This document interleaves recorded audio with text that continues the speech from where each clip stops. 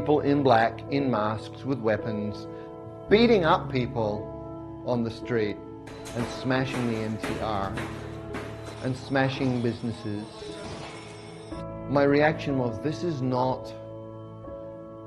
the Hong Kong that I knew.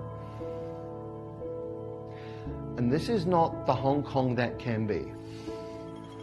Hong Kong is this multinational mixing pot of all sorts of people who want to do business in a place that has rule of law, right? It's one of the freest places in the world. It allows these different ecosystems to come together and create all sorts of magic. We've worked so hard in Hong Kong over the last few decades to create a wealthy, happy place, and these people don't understand what it takes to build the city, and they're destroying it. It seems like these people doing the violence have never gone hungry. They've never had a real challenge with knowing where they're going to live, how are they going to pay the bills. I can understand young people who feel they have no way out, who feel trapped, and who do not have the emotional skills, the intellectual skills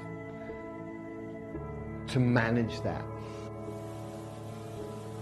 I feel very, very sad that this destruction is being done.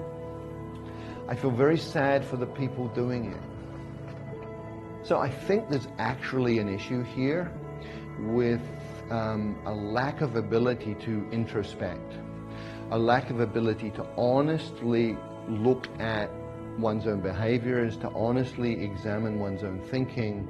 Violence should never be used as a means towards an end. Violence, in some rare occasions, in self-defense, can be justified.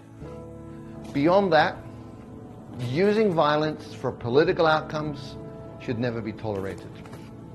Using violence instead of trying to understand the situation should never be tolerated.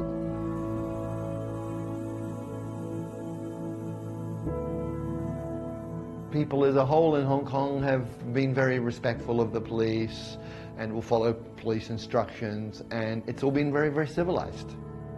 I think the Hong Kong police have been extremely restrained.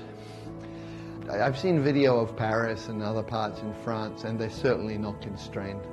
I've seen them taking pepper spray to people in wheelchairs. I've seen them literally beating people unconscious who were running away. There's levels of violence by the police on the population in France that I think is unacceptable, and we absolutely do not have that here in Hong Kong.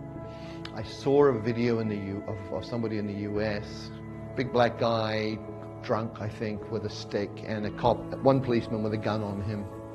And he took a swing at the policeman with the stick with like this much distance, a meter at least, away from the guy. And the policeman emptied a magazine into him. Just shot him dead on the street.